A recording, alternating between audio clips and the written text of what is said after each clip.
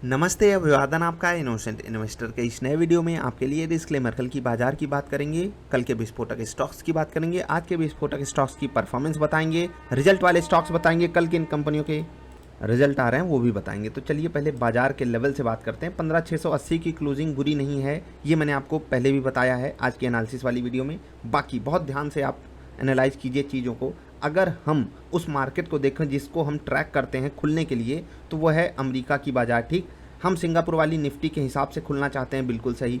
Singapore वाली Nifty अभी 50-60 point ऊपर ट्रेड कर रही है नैस्डैक को देखकर। लेकिन अगर आप डाउ फ्यूचर्स को देखोगे तो आज ओपनिंग के बाद वहाँ पर हमको एक गिरावट देखने को मिली है। ठीक है, ओपनिंग के बाद हमको एक गिरावट देखने को मिली है, एक छोटी सी रिकवरी हमको वहाँ से देखने को मिली है, क्योंकि 33,650 का लो। एक समय डाउ जो है वो 400 पॉइंट नीचे ट्रेड कर रहा था, अभी लगभग 210 पॉइंट नीचे ट्रेड कर रहा है कल की क्लोजिंग से। ठीक है, डाउ जोन्स इंडस्ट्रियल एवरेज की मैं बात कर रहा हूँ। और अगर आप इस इंडेक्स को देखोगे लगातार एक डाउन ट्रेंड में ये जा चुका है पिछले 7-8 दिनों से, अभी अपनी निफ्टी का वो हाल नहीं हुआ है। तो अमेरिका की बाजार का सिनारियो ये है। ठीक, अब अमेरिका की बाजार से हमें कुछ पॉजिटिव संकेत मिल नहीं रहे हैं। नैस्डैक ऊपर है, जो वहाँ की टेक्नोलॉजी से भरा हुआ इंडेक्स है, ठीक, वो ऊपर है। उसको ट्रैक करके हम लगभग 55-60 पॉइंट ऊपर खुलने के आसार करंट मार्केट कंडीशन में बना रहे हैं। सुबह ये डेटा बहुत डायनामिक तरीके से चेंज होगा, उस पर आपको फोकस करना है। ठीक, एफआईआई का डेटा बहुत नेगेटिव साइड आया है, 900 करोड़ की बिकवाली आसपास आई है। कल से भी ज़्यादा खतरनाक ये डेटा है। और सबसे खतरनाक डेटा ये है कि भाई साहब बाजार में 15,000 के लेवल पे बहुत भयंकर तरीके से ओपन इंटरेस्ट बढ़ा है, और खासकर यहाँ पर पुट में भयंकर ओपन इंटरेस्ट बढ़ा है, जो कि ऑब्वियस सी बात है। इसका मतलब क्या है कि थोड़े समय के लिए बाजार में ऊपर के लेवल पे तगड़ा प्रेशर आ सकता है। बाजार अगर गलती से ऊपर मिलेगी तो लोग जो है वो शॉर्ट करने आएंगे, और फिर अचानक से बड़ी बड़ी गिरावट आ सकती है। ठीक है, अनटिल एंड अनलेस हमको ग्लोबल मार्केट का सहारा मिले तब तक हमारे साथ ये कंडीशन होगी। स्टॉक स्पेसिफिक आपको बाय ऑन डिप्स रखना है, इंडेक्स स्पेसिफिक आपको सेल ऑन राइज रखना है, इस पे आपको फोकस रखना है। अब चलिए इंट्राडे परफॉर्मेंस की बात कर लेते हैं। एलआईसी हाउसिंग फाइनेंस, हमको यहाँ पर बाई साइड का ट्रेड 500 के ऊपर लेना था, इसलिए हमने यहाँ पर सेल साइड का ट्रेड लिया सेकंड सिग्नल के हिसाब से, और सारे टारगेट हमारे हिट हुए। याद रखिएगा आज के दिन में हमने काफ़ी कम क्वांटिटी से ट्रेड किया, आपको मैंने टेलीग्राम पे अपडेट किया था। आई होप आप टेलीग्राम पे जुड़े होंगे, वहाँ से आपको इन्फॉर्मेशन मिलती रहेगी।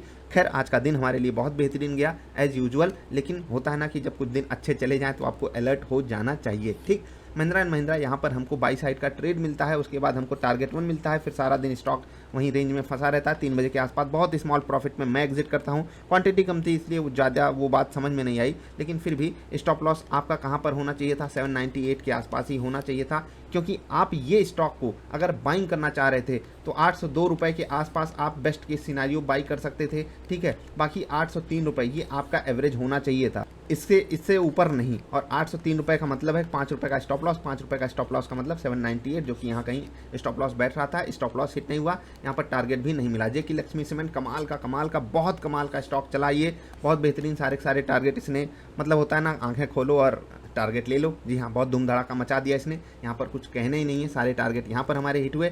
सन फार्मा यहाँ पर हमको मिलता है सेल साइड का ट्रेड, और सेल साइड के ट्रेड में हमको क्या करना था वो आपको पता है। आराम से हम इस रिट्रेसमेंट का फायदा उठाकर आराम से शॉर्ट कर सकते थे। उसके बाद स्टॉक गिरा और हमको सारे टारगेट दिया है। स्टॉप लॉस यहाँ पर भी नहीं आया, क्योंकि स्टॉप लॉस जो है वो 673 रुपये 50 पैसे से 674 रुपये तक आराम से आप लगा सकते थे, क्योंकि ये रिट्रेसमेंट का फायदा जो और अच्छे से उठाया होगा वो तो और ऊपर भी स्टॉप लॉस अपने लगा सकता था। आराम से यहाँ पर आपको सारे टारगेट मिले हैं। सेल साइड का हमको यहाँ पर ट्रेड मिला था। ठीक, अब हम 2 स्टॉप लॉसेस की बात कर लेते हैं। स्टेट बैंक ऑफ इंडिया, यहाँ पर हमको बाई साइड का ट्रेड मिलता है, टारगेट 1 नहीं आता है, उसके बाद स्टॉप लॉस हिट हो जाता है। टाटा मोटर्स यहाँ पर भी हमको बाई साइड का ट्रेड मिल जाता है, और बिना टारगेट आए हमें स्टॉप लॉस यहाँ पर भी खाना पड़ता है। तो 2 स्टॉप लॉस आज रहे। उसके अलावा हमारे लिए जो बाकी ट्रेड्स थे वो ठीक ठाक गए, क्योंकि आज क्वांटिटी कम थी, इसलिए हम ज़्यादा शिकायत करेंगे भी नहीं, आपको भी नहीं करनी चाहिए। बाकी कंटिन्यूअस हमारा डे जो है वो प्रॉफिटेबल चल रहा है, तो आई होप ये चीज़ आगे भी बनी रहे। बाजार में हमेशा अलर्ट ही रहना चाहिए, वो तो मैं आपको अक्सर बताता रहता हूँ। कल के लिए आज स्टॉक रहेगा आईसीआईसीआई प्रू लाइफ, 595 के ऊपर ही पॉजिटिव ट्रेड लीजिएगा, या फिर ये गैप डाउन करके दे रहा हो। ठीक है,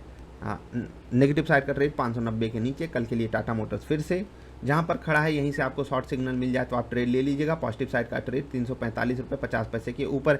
IndusInd bank until and unless की वो गैप डाउन किया हो। ठीक है, गैप डाउन गैप अप के केस में सिनारियो चेंज हो जाता है। ठीक, 983 रुपये 70 पैसे, यहाँ पर एक बड़ा ब्रेकडाउन हमको देखने को मिल सकता है, जो कि इस स्टॉक को 900 रुपये तक भी गिरा सकता है। यहाँ से लगभग बड़ी, मतलब 7-8% की बड़ी गिरावट इंडसिंड बैंक में मुझे दिखाई देती है। पॉजिटिव साइड का ट्रेड बहुत ज़्यादा बुलिश होने पे ही, मतलब 1000 के ऊपर ही मन कर रहा है, बाकी अवॉइड भी कर दोगे चलेगा। क्वांटिटी कम रख लेना पॉजिटिव साइड के ट्रेड में। टाइटन पे फोकस रखिएगा, यहाँ पर भी एक ब्रेकडाउन हो सकता है, बड़ी प्रॉफिट बुकिंग यहाँ पर भी आ सकती है। वेदांत पे नज़र बनाकर रखिएगा, यहाँ पर भी एक बड़ी प्रॉफिट बुकिंग हमको देखने को मिल सकती है। ये हो गया सिनारियो कल के स्टॉक्स का। अब थोड़ा सा रिजल्ट वाले स्टॉक्स की बात कर लेते हैं। देखिए जम्मू एंड कश्मीर बैंक का जो है वो प्रॉफिट 315 करोड़ आया है। दिल खुश किया इसने प्रॉफिट दे करके, और होना भी चाहिए, क्यों ना दिल खुश हो। 315 करोड़ का प्रॉफिट आया, 300 करोड़ के नुकसान के बदले में, तो दिल खुश होना चाहिए। नेट इंटरेस्ट इनकम घटती हुई ब्याज दरों को देखकर कम हुई है, बिल्कुल कम होनी भी चाहिए थी, 987 से 917। इसके बावजूद भी कंपनी प्रॉफिट में लौटी।